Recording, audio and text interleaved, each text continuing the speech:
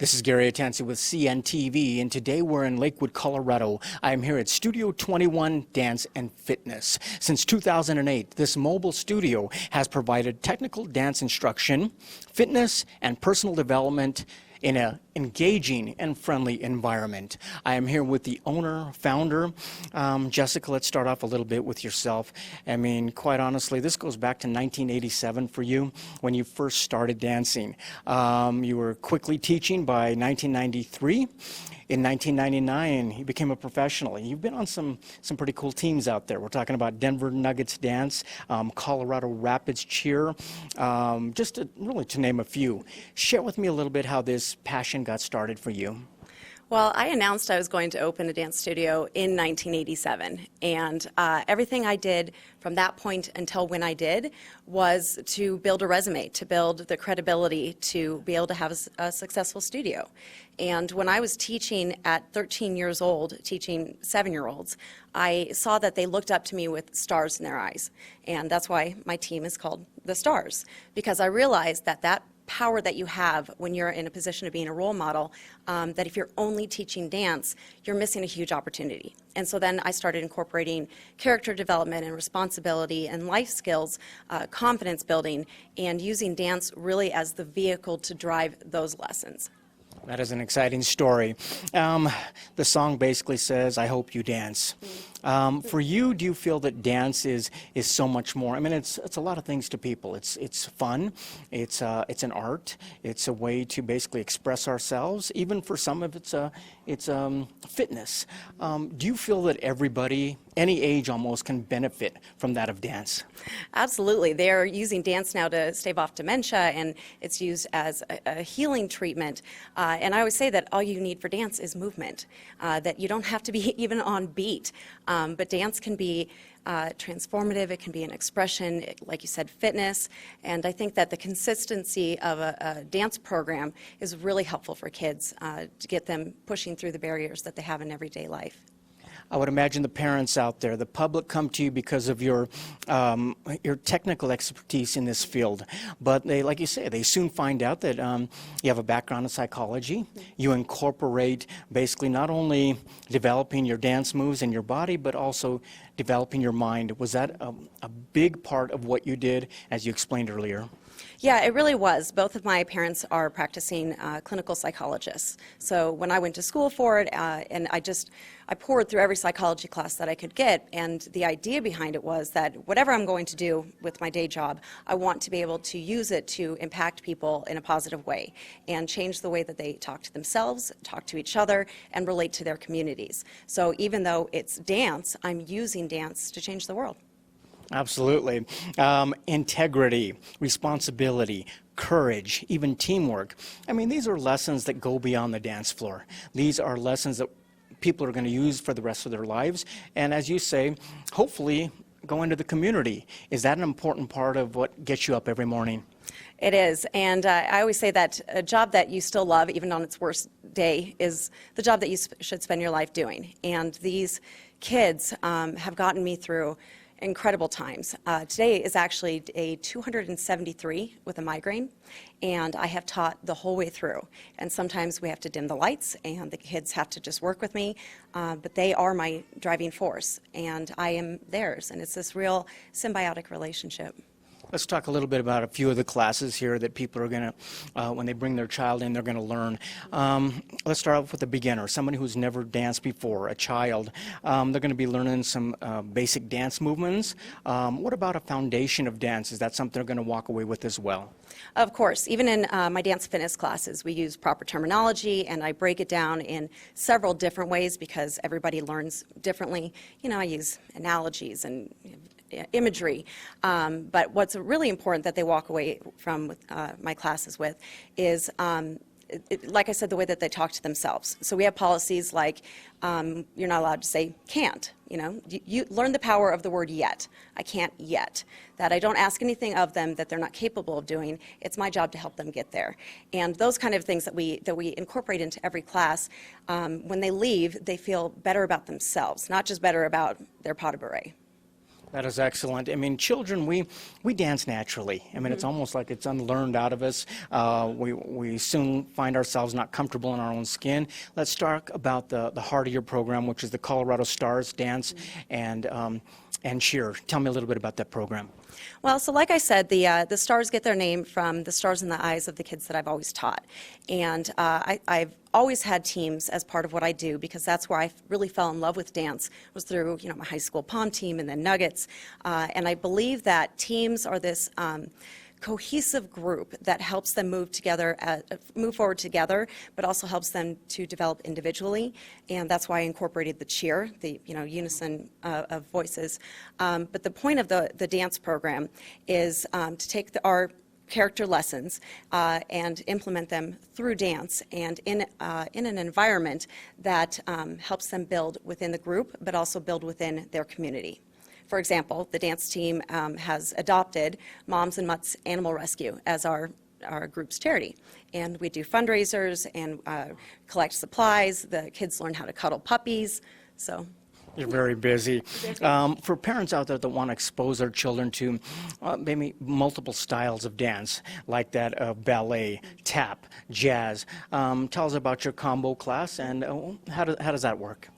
So for the younger kids, I like to do several styles within one class. I like to show how many different things are the same in all different styles of dance, but also to expose them to a bunch of different ways that they can love dance, so that they can figure out where their niche is, but also so they can learn the different things that each style of dance has to teach. Ballet has this grace and discipline, and jazz has sassy expression, and tap is this strong, big movement. Right now we're doing a big hip hop unit that's about confidence, and I love integrating those together, all within the same program. Also, it's fun for you, I would imagine, bringing on new styles like that of hip-hop, things that maybe weren't around back in 1980 as heavily as today. Is that something you like exposing the kids to as a good variety that really keeps them engaged? Yeah, well, when I took dance as a child, I was there Monday through Thursday, 5 to 9, Saturdays 8 to 12. I mean, I just lived at the dance studio. I took every class I could get my hands on, from the point and the tap and the back then it was called funk, to African. I mean, any class I could get my hands on. And the direction that I want to go with my own personal career is I want to travel the world, learning dance around the world, and then putting it, streaming it back here. So having that kind of exposure to multiple styles, it keeps you active, it keeps you engaged, and it keeps you hungry for more. Obviously, the best age to get a child started is right away. You've got classes for kids that are as young as 3 years old, but let's say we've got an adult out there that maybe did some dance back in the day. They haven't done it for ages, or maybe they just want to come in and try it out.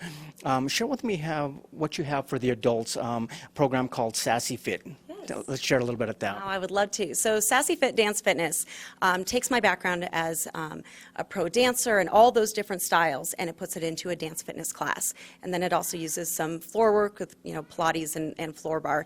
But the beginning dancer or former dancer, or wish they would have sometimes danced, that's my jam. Those are my people. I love that moment when they get it. That moment when they realize that they love to dance. And when you take somebody who's never done it before, you get to be there for it. Or if they haven't danced for a long time, you get to rekindle that. So from big to little, it's all ages, all styles, all ability levels. Do you find that people stay committed more to this type of fitness when they're doing something they enjoy, something that's actually fun, and is important for you to provide an environment that is a no-judgment environment, a place where you can feel good about yourself? Right. Well, you said it right there, that the fitness industry has a 10% retention rate. So it's just the nature of the beast, and you can go anywhere to get a good workout. Sassy Fit is far beyond that, because fitness is only 1 hour, and I don't even get them every day. But if during that hour I can make them feel better about themselves, I can change the way they talk to themselves, and change the way that they interact with their environment outside of class, that's how you change somebody's life. And that's why we turn the lights down, dance only to pink lights. So it really is an encouraging, body-positive experience. For the kids out there that start dance, I imagine they they have a good time at it, it's fun, but what about those ones that find that they're pretty good at it, they have a knack for it, maybe they want to take it up a level, compete a little bit. I imagine with your competition that you've done in the past, you've done a lot of everything, be it pageants or what have you. Do you feel you're able to help them keep a balance there between the fun and yet it's very dedicated? Yeah, so we have different ways that we perform in each season. We're a performance-based studio, so we are always performing. In the spring, however, we do our one competition for the year. And so we take a routine and we perfect it because I want them to have that experience of rehearsing and rehearsing and rehearsing and going for close to perfect. Because the rest of the year, it's about performance and fun, and we do the parades, and every performance has a special lesson from it. But competition is a whole different animal, and I want to expose them to that because there are studios where that's what they do. It's competition after competition, and if that's something that they really, really love, I want them to have a taste of it so that they can know that. For you, really, dance, you feel that people should feel better about themselves just by doing it, regardless of the age. You're bringing an awareness not only here, but also because of your mobile studio. You're able to go anywhere, even into school programs. Share with us the awareness of bullying, which is something that we see in schools. What you basically have is compassion over reaction. Tell me about that. Oh, thank you so much for asking about that. I developed a bullying prevention program in response to the problems with the anti-bullying movement. I don't know if you remember the stranger danger, of our day, and it caused more problems than it solved because kids thought, well, I know this person's name, they're not a stranger, and most attacks happen with people that you know. That's the problem with the anti-bullying movement. When you do anti-anything, well, a bully is a child. It's a child making a poor decision choice. And when you teach kids this anti-bullying thing, they see bullies as somebody else, and they don't address their own behaviors. So bullying prevention is about helping kids recognize those bullying behaviors in themselves and in their friends, getting to the root of where that choice is coming from, and then making a better choice. So I've started doing these programs. I did them all through Michigan. I'm starting here in Colorado. I just got picked up by a publisher for my children's book that talks about bully breed dogs because they have the same kind of stigma that perpetuates the same behavior that they're trying to extinguish. And the co-stars get really involved by helping promote the program, by raising money for this kind of thing, and by being my little ambassadors that go to their schools because it's just it spreads like wildfire, I bet. I mean, like you say, do you enjoy the fact that you're a mobile studio, that you're able to go into places where people maybe request you to come? You've even taught in multiple states, really. Is that something that is important, making it accessible to different locations? Yeah, it really is.